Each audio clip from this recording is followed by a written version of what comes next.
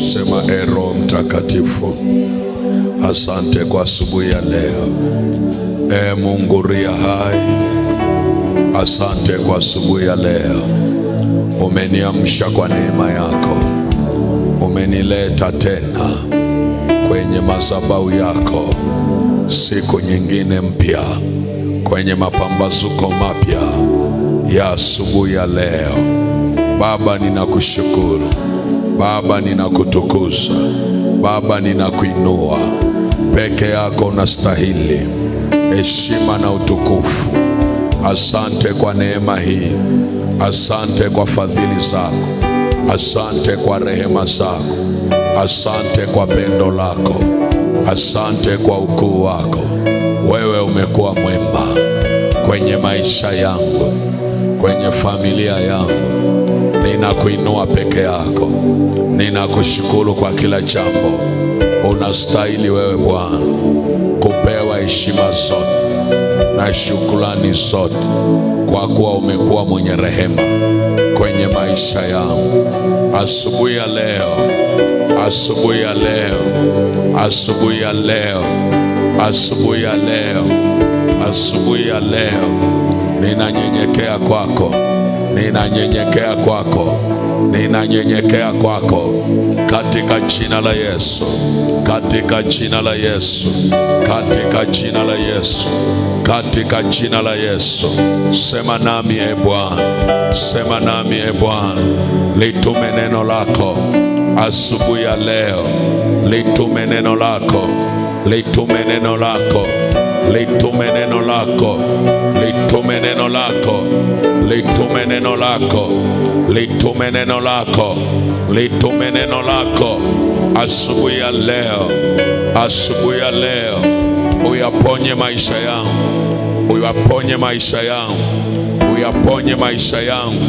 Unipe mwongozo mpya wa maisha ya kiroho, wa maisha ya familia, katika jina la Yesu. Unipe hekima mpya asubuhi ya leo, kwa jina la Yesu, kwa jina la Yesu, kwa jina la Yesu. Ninakataa kila tabia ya mazoea, kuzoelea neno lako. Ninaikataa asubuhi ya leo. Isiwepo ndani yangu, isiwepo ndani yangu, isiwepo ndani yangu, isiwepo ndani yangu, katika jina la Yesu, katika jina la Yesu, katika jina la Yesu, katika jina la Yesu, katika jina la Yesu, katika jina la Yesu, katika jina la Yesu, katika jina la Yesu, katika jina la Yesu, katika jina la Yesu. Nenda mbele za Bwana, nenda mbele za Bwana. Fungua kinywa chako, fungua kinywa chako. Nilikwambia ukipata fursa hii, omba kama vile hautaomba. Mwambie Mungu, usiseme ni asubuhi. Fungua kinywa chako, mwambie Mungu, niko hapa. Mwambie Mungu, niko hapa. Ninatambua uwepo wako, ninatambua nguvu zako, ninatambua mamlaka yako. Fungua kinywa chako, nyenyekesha moyo wako. Mwambie Mungu, niko hapa. Ninaliadhimisha jina lako. Wewe ni Mungu wangu, wewe ndiwe Mungu wangu. Ninatangaza ukuu wako asubuhi ya leo. Baba, tunatangaza mamlaka yako asubuhi ya leo. Wewe unastahili peke yako, wewe umeinuliwa peke yako. Wewe ndiwe Mungu ria hai, katika jina la Yesu aliye hai. Asante kwa wema wako, asante kwa rehema zako, asante kwa pendo lako, asante kwa ukuu wako, asante kwa uweza wako, asante kwa nguvu zako, asante kwa kibali chako. Bwana, katika jina la Yesu Kristo, Baba, ninakutukuza. Baba, ninakuinua. Wewe unastahili peke yako, Mungu ria hai. Unastahili peke yako, Mungu uliyetukuka. Unastahili peke yako, Mungu unaishi. Unastahili peke yako, Mungu unaishi, katika jina la Yesu aliye hai, katika jina la Yesu aliye hai. Wewe ni Mungu peke yako, wewe ni Mungu ria hai, wewe ni Mungu mkuu, wewe ni Mungu Mungu unaweza, wewe ni Mungu unaishi, wewe ni Mungu usiyebadilika, wewe ni Mungu wa nyakati zote, wewe ni Mungu wa nyakati zote, katika jina la Yesu Kristo, katika jina la Yesu Kristo, katika jina la Yesu Kristo, katika jina la Yesu Kristo, kwa damu ya Yesu aliye hai. Roho Mtakatifu, karibu tena asubuhi ya leo. Achilia neema mpya, achilia rehema mpya, achilia mapenzi yako mema, e Bwana. Hii ni asubuhi njema, hii ni asubuhi ya pekee, hii ni asubuhi yenye mema, hii ni asubuhi njema, katika jina la Yesu. Ninatamani nikuone, e Bwana, kwa namna nyingine mpya kwenye maisha yangu, kwenye maisha yetu. Wewe unaiganga nafsi, wewe unaiponya majeraha, wewe unaifungua milango iliyo wazi. Ni asubuhi mpya hii Bwana, tumeamka mbele zako, nasi tunaomba katika jina la Yesu, neema yako itusaidie, neema yako ikutane nasi, uweza wako e Bwana tunauhitaji asubuhi ya leo. Madhabahu hii iachilie nguvu zako katika jina la Yesu aliye hai. Asante Roho Mtakatifu wa Mungu, asante Roho Mtakatifu wa Mungu, asante Roho Mtakatifu wa Mungu. Wewe ni Mungu aliye hai, kwa jina la Yesu Kristo umetukuka na kuinuliwa, zaidi yako hakuna mwingine. Tunakuinua tena e Bwana, katika jina la Yesu aliye hai, katika jina la Yesu aliye hai, katika jina la Yesu aliye hai.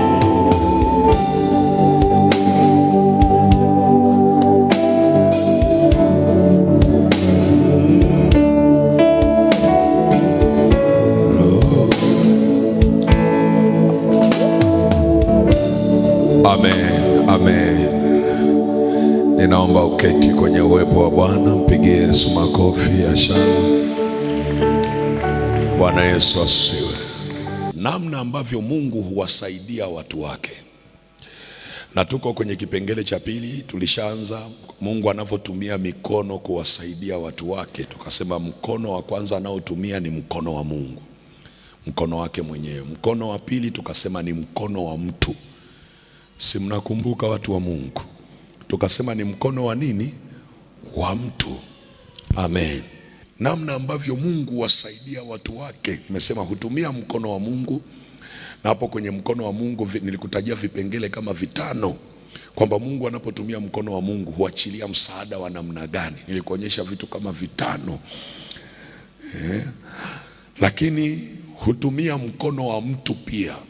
Mungu hutumia mkono wa mtu. Hicho ndio kipengele cha pili ambacho tunacho. Mungu anatumia mkono wa mtu. Na nikakwambia Mungu huwa anaweka wema na huruma yake ndani ya mwanadamu ya kumsaidia mtu mwingine.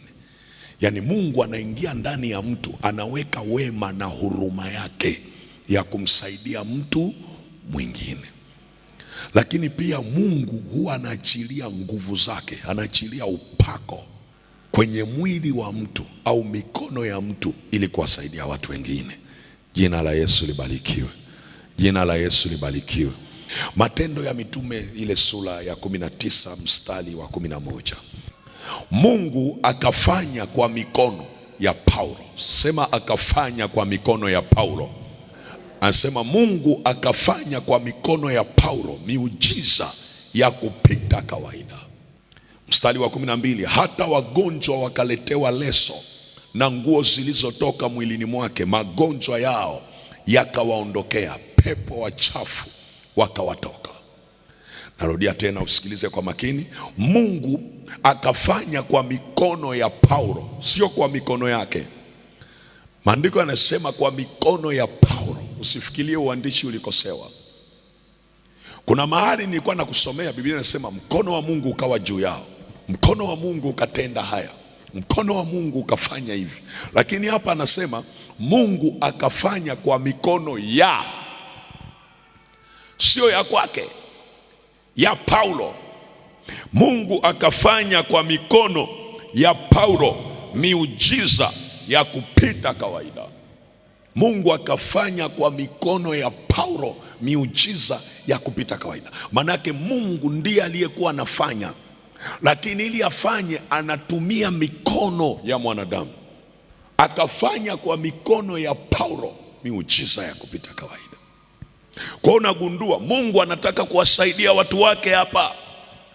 Wanapitia magonjwa, wanapitia adha, wanapitia shida, wanapitia mapito, lakini wakati Mungu anataka kuachilia msaada wa uponyaji, alifanya kwa kutumia mikono ya Paulo.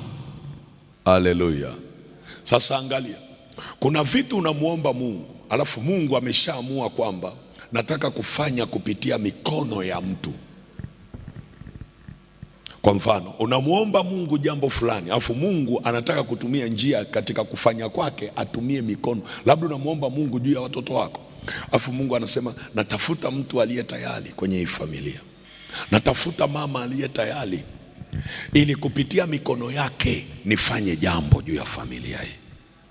Sasa ukisoma maandiko unaona kwa sababu huyu alikuwa ni mhubiri, alikuwa ni mwinjilisi, kwa Mungu akafanya kwa mikono ya Paulo kuponya nini? Wagonjwa. Mungu hakuja moja kwa moja kwamba naenda kumponya fulani, lakini akatumia mikono ya mtu.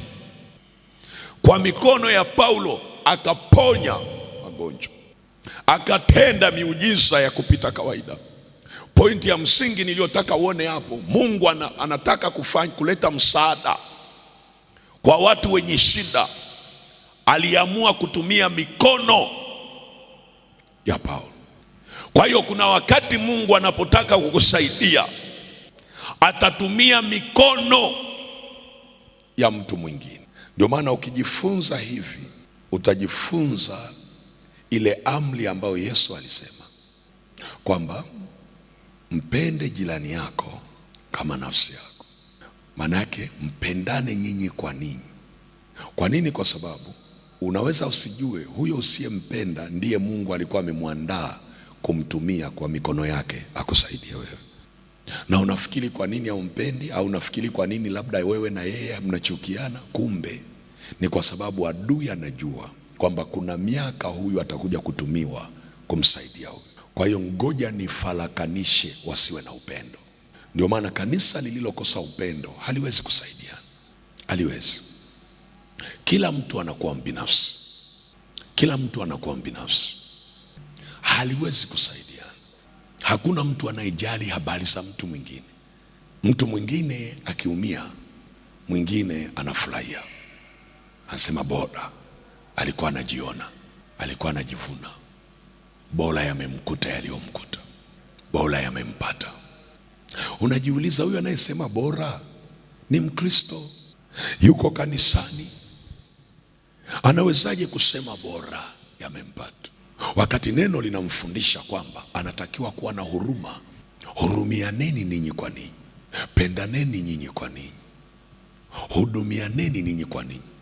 Unawezaje kumpenda Mungu usiyemwona? Kama jirani yako humpendi, lakini kwa sababu ya ubinafsi, uasi, watu wanajijali wao wenyewe.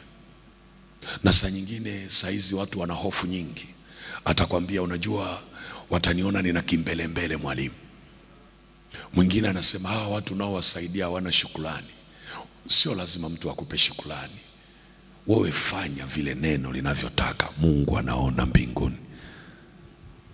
Jina la Yesu libarikiwe. Ukifanya ukitegemea malipo ya mwanadamu, maana yake umeshapata thawabu yako. Lakini ukifanya huko ukiwa unafanya kwa ajili ya Mungu, Mungu anaona.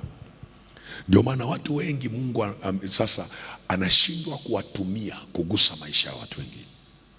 Unajua kuna watu wengine Mungu anatakiwa kuwapa mikono ambayo inafanikiwa sana, kwa sababu anaona mioyo yenu, kwamba mioyo yenu inaweza kugusa maisha ya watu wengine. Sasa leo naomba, mwingine anasema mwalimu, nataka niombe Mungu anifungulie uchumi. Haya, tunaomba labda Mungu akufungulie uchumi, watoto wako wafanikiwe sana, wawe na makampuni. Kwa ajili ya nini? Haya, nikikuuliza hapa, unaomba labda Mungu akuinue sana Au mwingine unapata maonezi ya magonjwa, unaomba kwamba Mungu akuponye kabisa. Swali linakuja, kwa ajili ya nini? Mungu ni mchumi, anatoa kwa ajili ya kusudi lake. Anakupa fedha nyingi kwa ajili ya nini? Ndio maana hata ukiomba fedha nyingi usipojua ni kwa ajili ya nini, zinakuua, zinakuharibu moyo wako. Hujai kuona kuna watu walikuwa na ndoa nzuri, baada ya kufanikiwa kifedha ndoa zao zimevunjika? Hamjaangalia vitu vya namna hiyo? Watu walikuwa wanaishi vizuri kwa imani, kwa amani, baada ya kuinuliwa juu, amani imeondoka.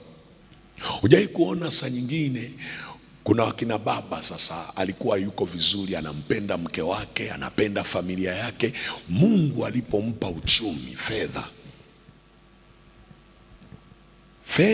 inamfanya macho yaangalie tena. Huyu mwanamke ambaye wametoka naye chini hana tena sifa, hana lolote, ila kuna watu huko nje ndio wazuri.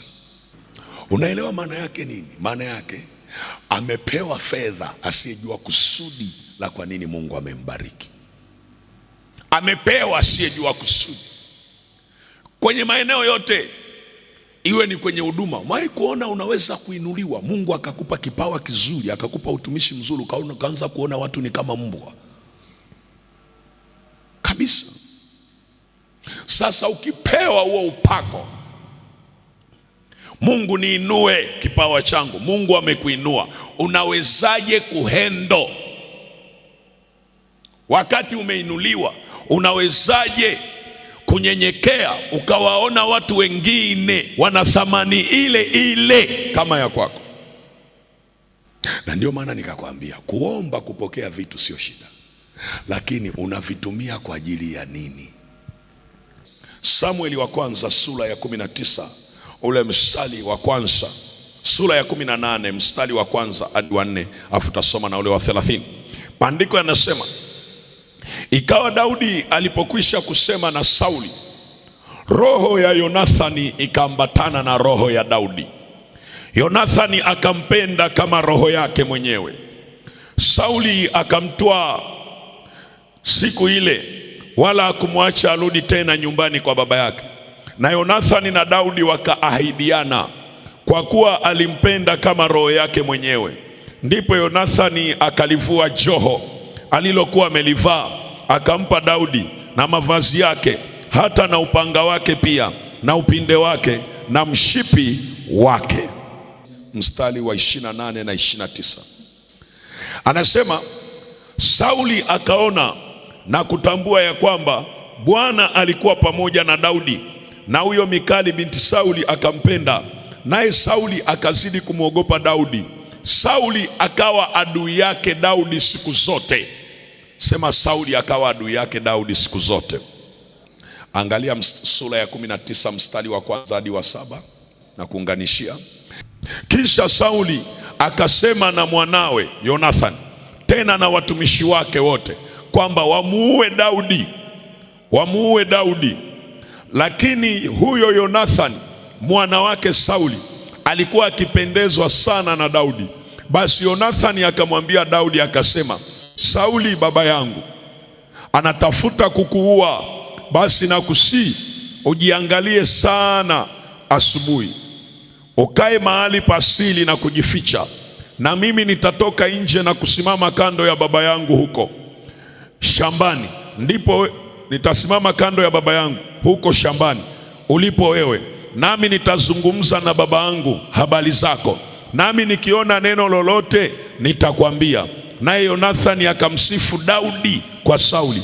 Babaye akamwambia, mfalme asikose juu ya mtumishi wake, yaani juu ya Daudi, kwa maana yeye hakukosa juu yako, tena matendo yake kwako yamekuwa mema sana, kwa kuwa alitia uhai wake mkononi mwake na kumpiga yule Mfilisti, naye Bwana akawatendea Israeli wote wokovu mkuu. Wewe mwenyewe uliona jambo hilo ukafurahi, basi kwa nini kukosa juu ya damu isiyo na hatia umuue huyo Daudi bule? Sauli akaisikiliza sauti ya Yonathani, naye Sauli akaapa, aishivyo Bwana, yeye hata uawa.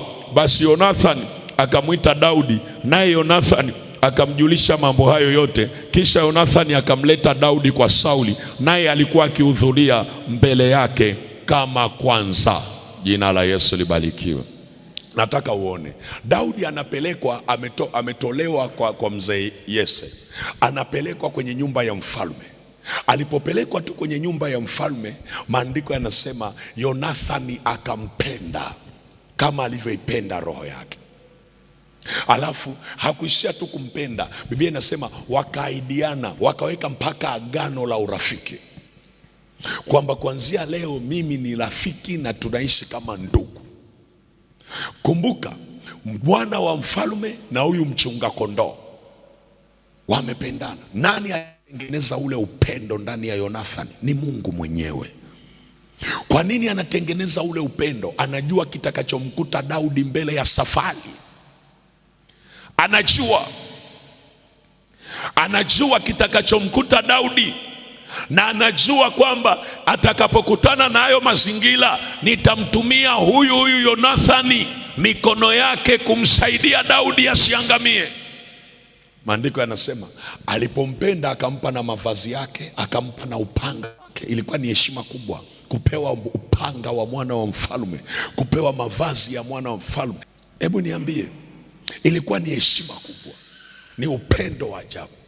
Hasa angalia, Daudi alipopewa akaanza kufanya vizuri. Wakati anafanya vizuri, watu wakaanza kumsifu Daudi kuliko mfalme aliyeko madarakani.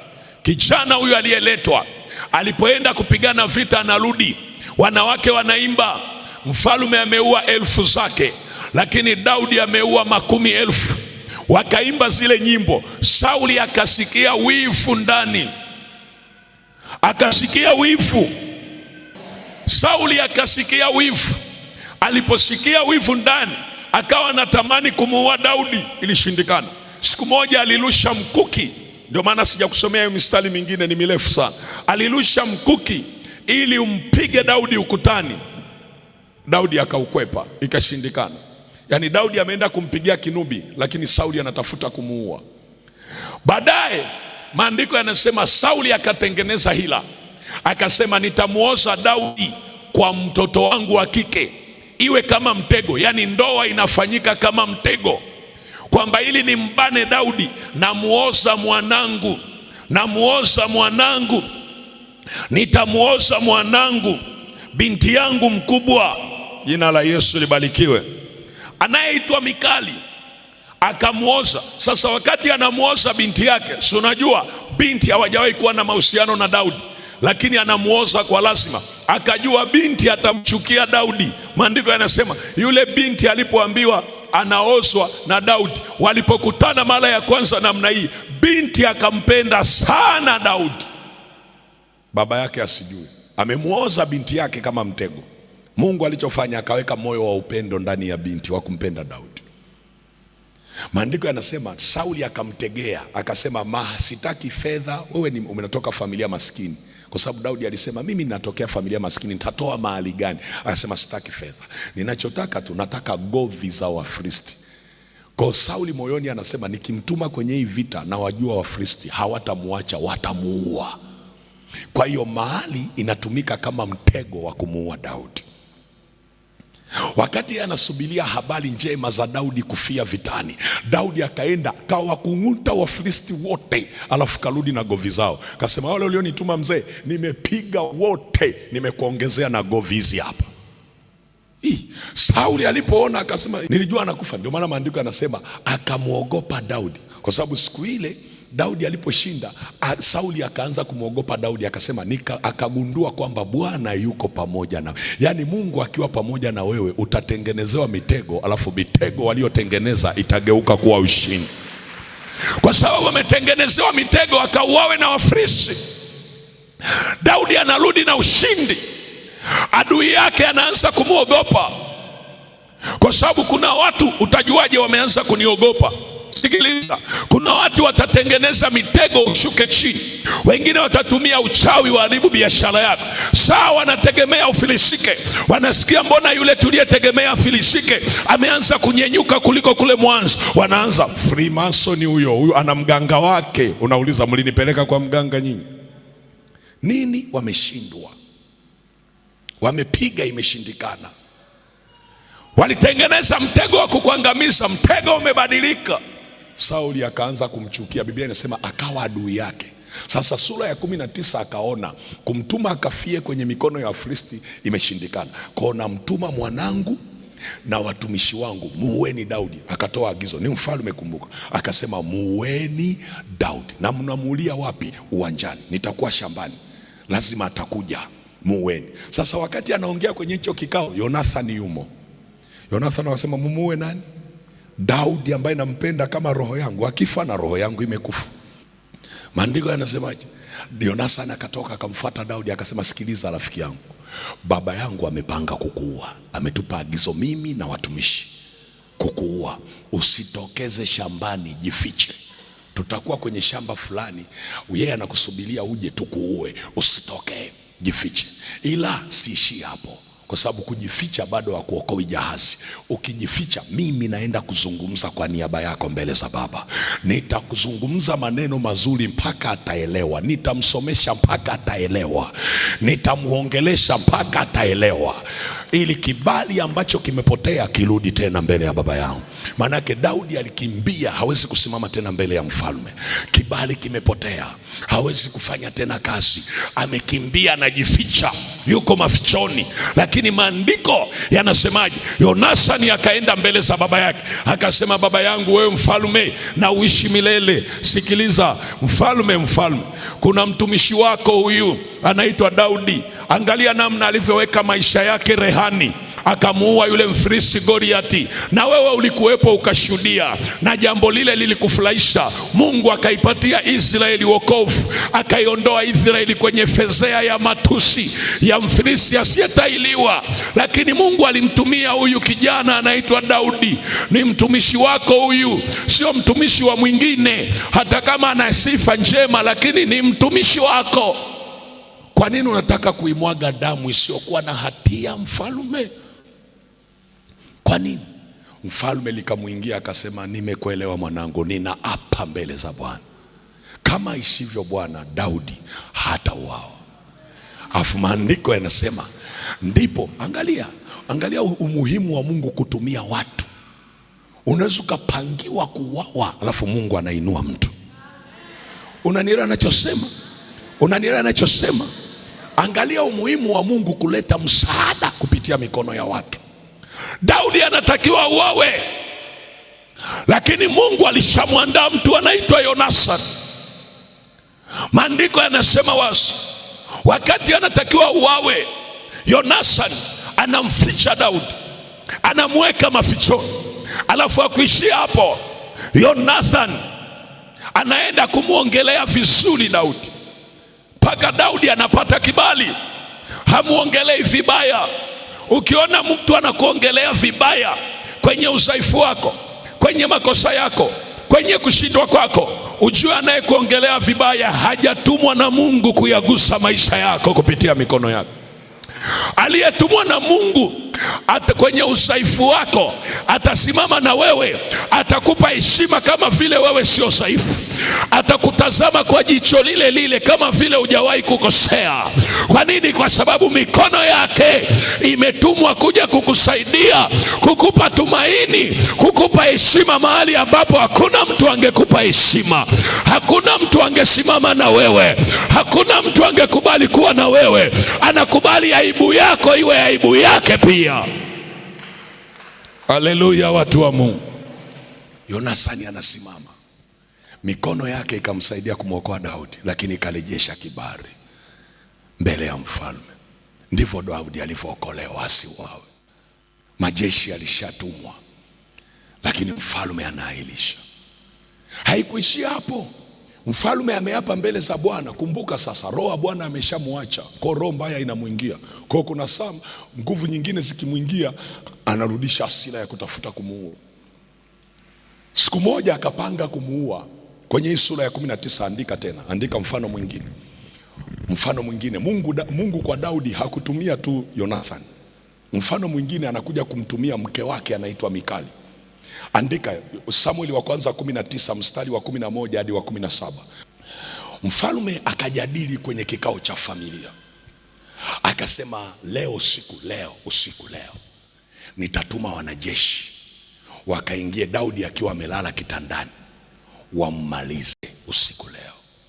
Zile habari akasikia mtoto wake wa kike anaitwa Mikali. Ye hakujua kama mtoto wake amempenda Daudi. Mtu aliyekupenda hata ruhusu uharibikiwe. Unanielewa ninachosema? Mtu aliyetumwa na Mungu kuyasaidia maisha yako hata ruhusu uharibikiwe. Yuko tayari kubeba lawama yeye kuliko wewe kuharibikiwa. Ukiona mtu anakimbia jukumu la kulaumiwa kwa sababu umekosea wewe, maana yake hajawekwa kukusaidia. Mtu anayewekwa kukusaidia, unaweza ukawa umekosea wewe, lakini anakubali yeye kulaumiwa na kusemwa na kufanyiwa chochote, ila lawama hizo zisikuharibu wewe. Jina la Yesu libarikiwe. Mnanielewa watu wa Mungu? Mnanielewa watu wa Mungu? Sasa angalia, Mikali ameolewa na Daudi. Familia inapanga kumuua Daudi na wanajeshi watatumwa usiku. Maandiko yanasemaje?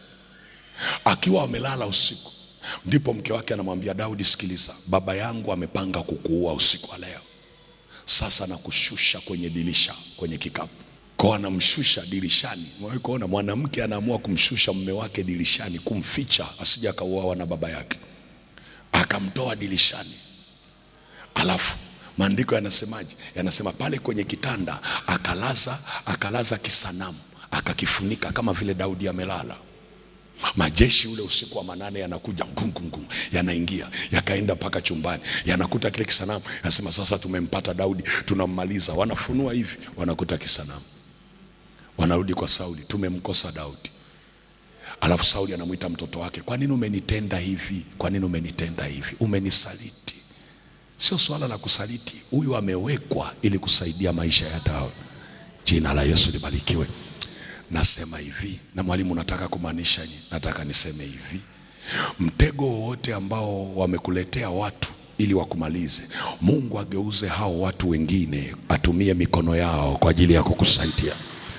Unapoenda mwaka huu, kipindi hiki cha miezi 6, unisikilize, Mungu akuinulie mtu ambaye ataongea yale usiyoweza kuongea, atazungumza mahali usipoweza kuzungumza, atayagusa maisha yako kwa namna ambayo hata wewe ukitazama unasema, mbona sijampa chochote? Mbona hatuna urafiki wa namna hiyo? Mbona mimi sitokei familia kama ya kwake? Lakini Mungu akuinulie mtu wa namna hiyo, ambaye akigusa watoto wako hatima zao wanafika, akigusa maisha yako milango yako inafunguka. Na kueleza Mungu anao watu wa namna hiyo, na ndio maana nakufundisha ili somo. Maana yake kuna mtu ambaye Mungu atamuinulia, mtu ambaye hata hakumtarajia kwenye maisha yako. Hautakufa wewe kwa mtego wa adui. Unanisikia mtu wa Mungu? Narudia tena, kama unanielewa, hautakufa wewe kwa mitego ya adui. Kwa sababu kilichomfanya Sauli atafute kumuua ni kumchukia tu Daudi. Kwa kuna watu naishi wanakuchukia, hawatamani hata kukuona. Hujawafanya kitu, hujala vya kwao, hujawatendea hila, hujawahi kuwakosea, lakini vile wanakuona unatembea wanajisikia vibaya. Wanatamani hata ungekufa kesho. Wengine wanatamani hata watoto wako wangesikia wote ni marehemu, wote wamekufa. Hawajafanya chochote kibaya kwao, hawajaribu familia yao, hujagusa chochote, lakini wanatamani tu ufe. Wengine wakiona unatembea unasema, jamani, mbona hata kitu kizuri, mbona hata gari sina, mbona hata huo uchumi mkubwa sina. Lakini kinachowafanya wakuchukie vile tu wanakuona unacheka, wanafikiri mambo yako yote ni swali. Wanasema tungetamani kuona hata akiwa anatembea nje analia. Wengine wangetamani kuona saizi umelazwa rufaa, lakini wanakuona unatembea wanatembea, mioyo yao inaugua, mioyo yao inauma, wana hasira, wana chuki, wanasaga meno, wanatamani upate ajali, wanatamani ndoa za watoto wako zife, wanatamani ziharibikiwe, wanatamani watoto wote wawe mazezeta, ile kwamba wanatembea wanavaa vizuri, mioyo yao inauma, wanatamani waangamize. Sikiliza neno la Bwana. Hata kama watajipanga, hata kama wataweka hila, hata kama wataweka mikakati, Mungu ni Mungu mwenye nguvu. Atainua watu, atatumia mikono yao kuokoa nafsi yako, kuokoa maisha ya watoto wako, kuokoa familia yako, kuokoa biashara yako, kuokoa uchumi wako. Kama unaelewa sema amen. Wako watu wa namna hiyo, ninakueleza kweli. Barikiwe mama. Wako watu wa namna hiyo. Mungu ni mwaminifu. Wewe unaona watu wanakuchekea, unafikiri wote wanakuchekea. Unafikiri wote wanakuchekea. Watu wengine hadi wanakupa ofa kama alivyopewa Daudi, nakupa mke. Daudi akasema ewa, kumbe anategewa mtego wa kwenda kuuawa. Watu wanakupa vitu, unafikiri wengine wote wanakupenda. Wengine wanachukia, wanakuona tu kwamba unaishi, wanakuona tu hujapata pressure pamoja na majanga waliokutengenezea. Wanaona bado unapumua, walijua siku umezidiwa ungekufa. Wanashangaa bado umeinuka, wanaona bado unatembea. Wanasema haiwezekani, haiwezekani, lazima tumalize. Na mimi niko hapa kukwambia, wewe hautamalizika, watamalizika wao. Wewe hautaondoka, wataondoka wao. Familia yako haitakwama, watakwama wao. Kwa sababu huyu Mungu unayemwabudu hajaacha kukupenda. Rehema zake ziko juu ya maisha yako. Atakutetea, watashangaa. Majanga waliotengeneza kwako yatarudi kwenye maisha yao. Ajali walizotengeneza kwako zinarudi kwao wenyewe.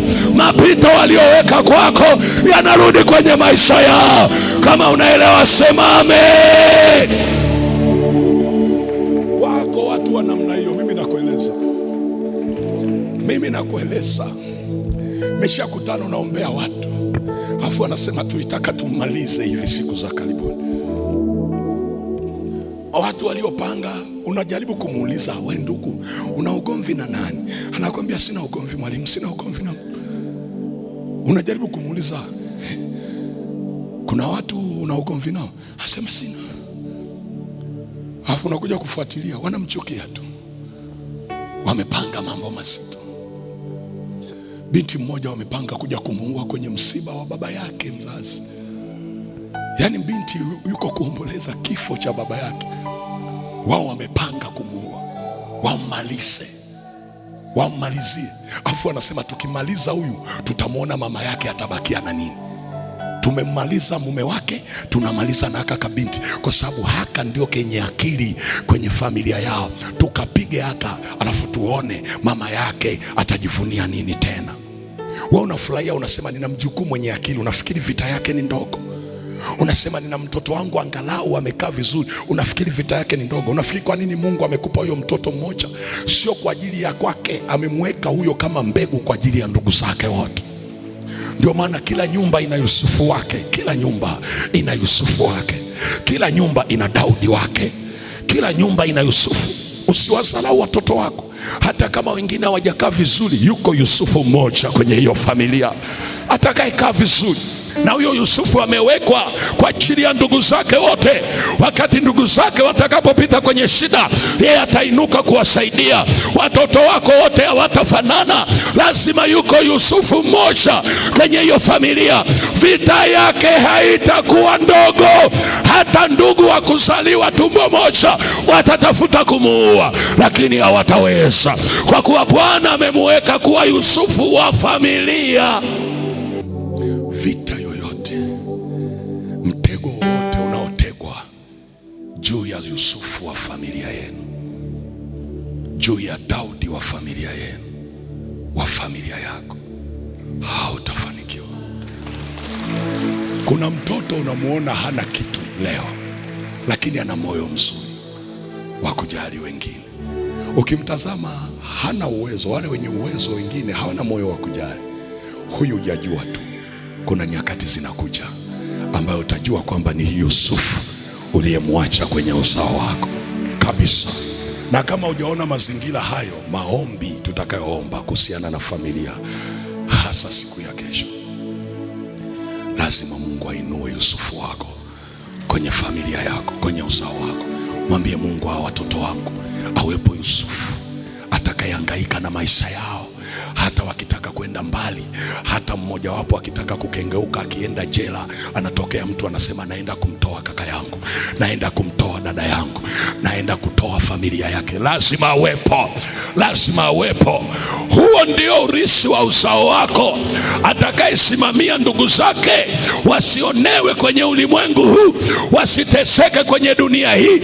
Najua Mungu anaye, na huyo ana vita kubwa, lakini vita yake haitammaliza, kwa sababu Mungu atainua watu. Simama kwa miguu yako, simama kwa miguu yako. Nyanyua mikono yako juu. Mando robo sikiria narabasa risa ndaraba korabasaya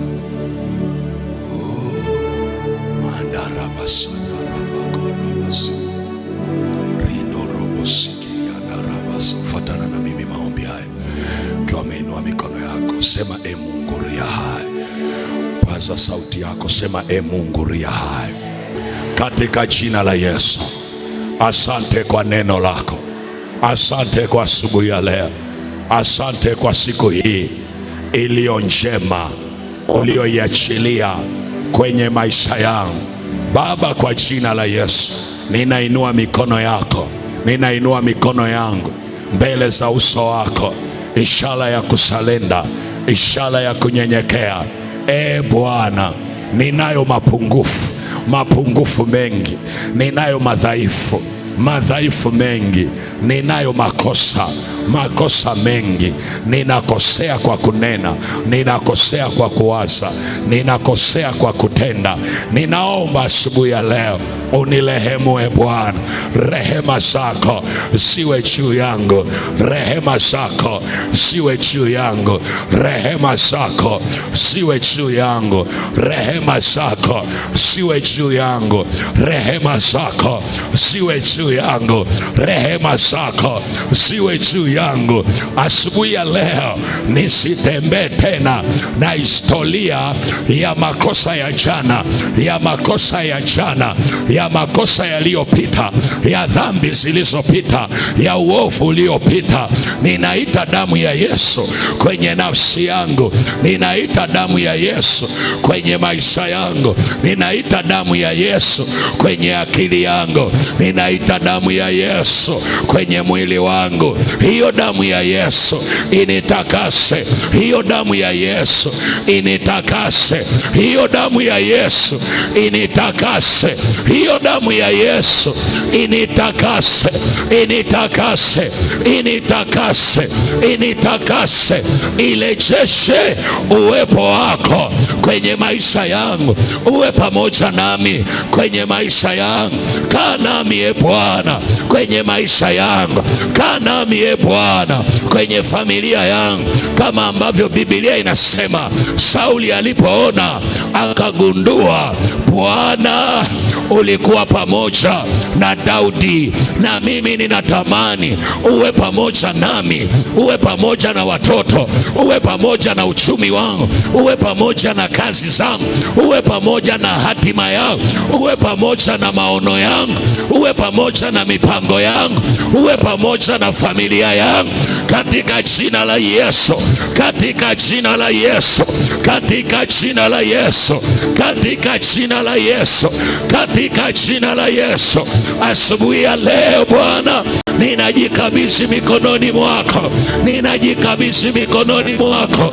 Ninakuomba Yesu, uniinulie watu walio sahihi, utakaotumia mikono yao kuyagusa maisha yangu, utakaotumia mikono yao kugusa familia yangu, kwa jina la Yesu, kwa jina la Yesu. Hao watu Bwana watakaosaidia familia yangu isizame kwenye mashimo, isizame kwenye mitego ya adui, isiuawe, isiangamie, kwa damu ya Yesu, kwa damu ya Yesu, kwa damu ya Yesu, kwa damu ya Yesu, kwa damu ya Yesu, kwa damu ya Yesu, kwa damu ya Yesu, kwa damu ya Yesu, kwa damu ya Yesu, kwa damu ya Yesu, kwa damu ya Yesu, kwa damu ya Yesu, kwa damu ya Yesu, kwa damu ya Yesu, kwa damu ya Yesu, kwa damu ya Yesu. Inua huyo mtu, inua watu Bwana utakaotumia mikono yao kugusa maisha yao katika jina la Yesu. Nenda mbele za Bwana, nenda mbele za Bwana, nenda mbele za Bwana kwa dakika 2. Nenda mbele za Bwana. Paza sauti yako mbele za Bwana. Nilikwambia omba, omba kwenye eneo unaloliombea. Kama ni familia, kama ni uchumi, Bwana akuinulie watu. Kila eneo ainue watu, kwenye ndoa ainue watu ambao watagusa maisha yako, ainue watu kwenye kipawa, kwenye huduma, ainue watu, ainue watu kwenye familia, kwenye uchumi wako, kwenye maisha yako. Mahali huwezi kuongea, wako wakukuongelea. Ainue watu watakaosema kwa niaba yako. Mando yandarabasa risandarabakorabasia ridorobosana rikadarabasa rikodarabasaka rikokondorobosa rikasandarabakora. Katika jina la Yesu, katika jina la Yesu, katika jina la Yesu. Orabashandarabakorabasia rikadarabasaya ridorobosa rikadarabasaka rikasandarabako rikadarabasi rikosandarabakorabasaya rikodorobosaya rimandarabasia rikandarabasa. Katika jina la Yesu, katika jina la Yesu, katika jina la Yesu. He Bwana, ninawaombea watu wako hawa, ninaombea watu wako hawa. Rikandarabasaya rimandarabasaka rikandarabasaya rikondorobosa. Katika jina la Yesu, katika jina la Yesu, katika jina la Yesu, katika jina la Yesu, katika jina la Yesu, katika jina la Yesu, katika jina la Yesu. Kandarabasandarabakorabasaya rimandarabakorobosanaya ridorobosa rikandarabasaka rikosandarabakora rikandarabasaya rikodorobosandaya rimandarabasa ridorobosa. Kwa jina la Yesu, Bwana ainue watu, ainue watu mahali unapopita watakaotumiwa mikono yao kugusa maisha yako, kugusa maisha ya familia yao. Orabasa rimandarabasaya. He Bwana, tuinulie watu, tuinulie watu mwezi wa 7, tuinulie watu Bwana, tuinulie watu kwenye uchumi. Inua watu, inua watu. Rakashana rikandarabasaya rimandarabakora rimandarabasia rikodarabasa rikodarabasaka rikandarabasaya kandorobosikiriandarabasa rimandarabakorabasia rikandarabasa kandorobosa kandorobosa kandorobosa kandorobosa rabashanda rabakorabasaya. Katika jina la Yesu aliye hai, wewe sio wa kuonewa, wewe sio wa kukwama hapo miaka yote. Bwana ainue watu, Bwana ainue mtu aliyetumwa kwa ajili yako. Raba raba rimandarabasa rimandarabasa. Yonasani wako, Yonasani wako, Yonasani wako, Yonasani wako, Yonasani wako. Mungu akuinulie Yonathani, Mungu akuinulie Yonathani wako rikandarabasaya, Yonathani wako kwenye biashara, Yonathani wako kwenye uchumi, Yonathani wako kwenye familia, Yonathani wako kwenye kilimo. Huyo Yonathani ambaye amezuiliwa miaka mingi, Bwana amwinue kwa ajili yako, Bwana amwinue kwa ajili yako. Kandorobosa rabashana rabakorabasia, kwa jina la Yesu aliye hai, kwa jina la Yesu aliye hai, kwa jina la Yesu aliye hai. Yonathani wako, Yonathani wako, Yonathani wako, milika wako, milika wako, rimandarabakorabasaya, kandoroboskiliandarabasa, rindarabasia.